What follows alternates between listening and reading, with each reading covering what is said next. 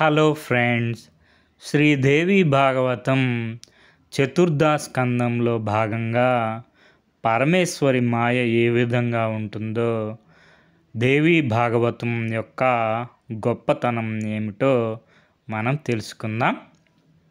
వేదవ్యాస మహర్షి జనమేజయ మహారాజుకి ఈ విధంగా చెప్తున్నారు.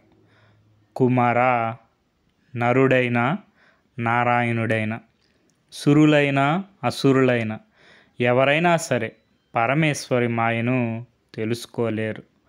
ఆకలి దప్పులు, భ్రాంతి, ప్రమాదము, విషాదము, భయము, మోహము, అభిమానము, ముసలితనము, చావు, అజ్ఞానము, ఈర్ష, మదము అనేవి శరీర సంభవములు. మళ్ళీ వెనకటి కథ చెప్తున్నాను, విను. రాముడు విష్ణు యొక్క అవతారమే కదా. పట్టాభిషేక ముహూర్తం నాడు అడవికి పోవలసి వచ్చింది. తన ఎదుట తిరుగుతున్న పసిడి లేడిని రాక్షసుడిగా తెలుసుకోలేక దానిని పట్టుకోవడం కోసం వెళ్ళాడు. తిరిగి వచ్చేసరికి పర్ణశాలలో సీత లేదు. సహాయం చేసిన జటాయువు దారుణ మరణానికి గురి అయింది. వానరరాజుతో స్నేహం, రావణాదులను చంపడం, ఈ దౌర్భాగ్య దశ అంతా ఏమని చెప్పేది?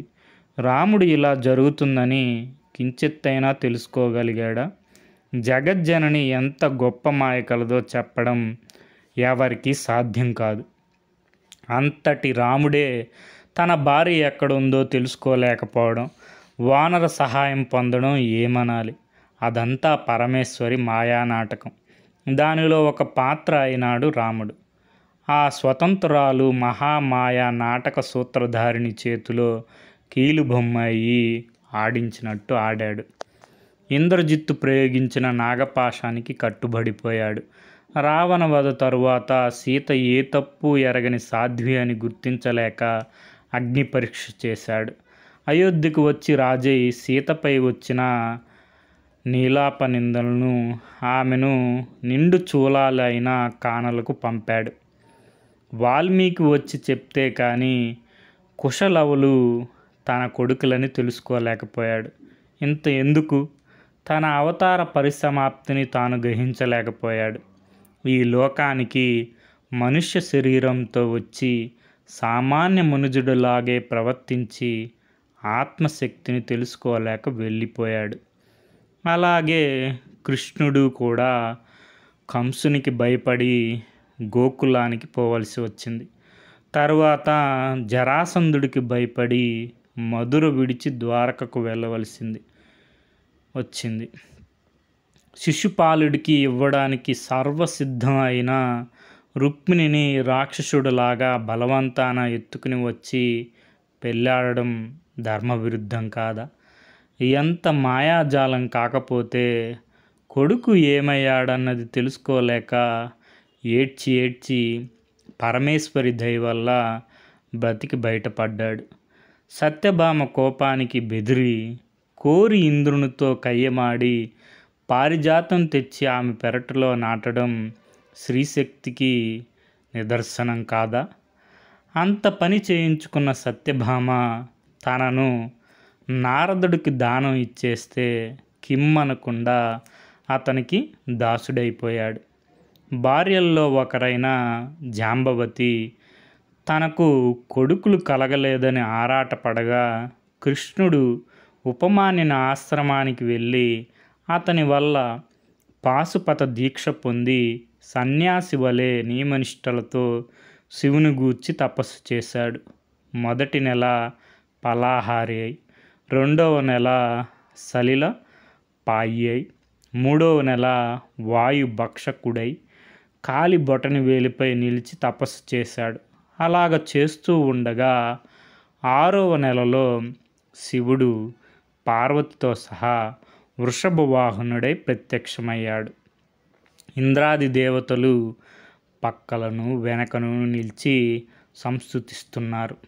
అలాగ ప్రత్యక్షమైన శివుడు, కృష్ణ, నీ తపస్సుకు మెచ్చి వచ్చాను, వరమేమి కోరినా ఇస్తాను అని అనగా కృష్ణుడు భక్తితో శివునికి సాష్టాంగ నమస్కారం చేసి శంకర భక్త శుభంకర. ఆశ్రిత కల్పద్రుమ నీ దర్శనము వల్ల ధన్యుడినైనాను. నాకు ఏ కోరిక లేదు. మాయా పాశానికి కట్టుబడి నానా కష్టాల పాలై ఉన్నాను. ఈ పాశమును తెగగోసి ఎరుకను అనుగ్రహించు. మోక్షదాతవైన నీవు దయతో దర్శనమిచ్చిన తర్వాత అది కావాలి ఇది కావాలి అని కోరుకునే మతిభ్రష్టుడు ఉంటాడా? నాకేమీ వద్దు, విజ్ఞానమిచ్చి అనుగ్రహించు అని ప్రార్థించాడు. కృష్ణుని ప్రార్థనకు ఆనందించి శంకరుడు ఓదార్పుగా అన్నాడు, వాసుదేవ, ఎంతవారికి కర్మఫలం అనుభవించవలసిందే. అందరికీ పైన ఉండే పరమేశ్వరి సంకల్పం అనుసరించి అంతా జరుగుతూ ఉంటుంది. పుత్రాదివై నన్ను గూర్చి తపస్సు చేసావు కనుక అది నేను ఇస్తున్నాను. 16,000 మంది నీకు భార్యలు, వారికి ఒక్కొక్కరికి 10 మంది కొడుకులు జన్మిస్తారు. వారంతా అభివృద్ధిలోకి వస్తారు అని ఊరకుండగా భవానీ కృష్ణును చూసి, వాసుదేవ, విచారించకు. నువ్వు జీవలోకానికంతకు ఆత్మబోధ చేసే ఆత్మ విద్య గురుడు అవుతావు. ఇదే నేనిచ్చే వరం అని అన్నది. కృష్ణుడు పరమానంద భరితుడై ఆనందాశ్రువులు రాల్చాడు. పార్వతీ పరమేశ్వరులు అంతర్ధానమయ్యారు. తరువాత కృష్ణుడు ఉపమాన్య మహామునికి మొక్కి సెలవు తీసుకొని ద్వారకకు వెళ్ళిపోయాడు.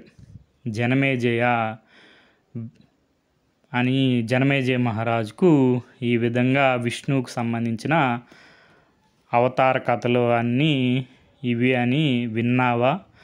లోకమాతకు దయ నిర్దయ అనేవి లేవు. పక్షపాతం అనేది అసలే లేదు. కర్మానుగుణంగా జీవులు కష్ట సుఖాలు అనుభవిస్తున్నారు. ఆ తల్లి దయామయి.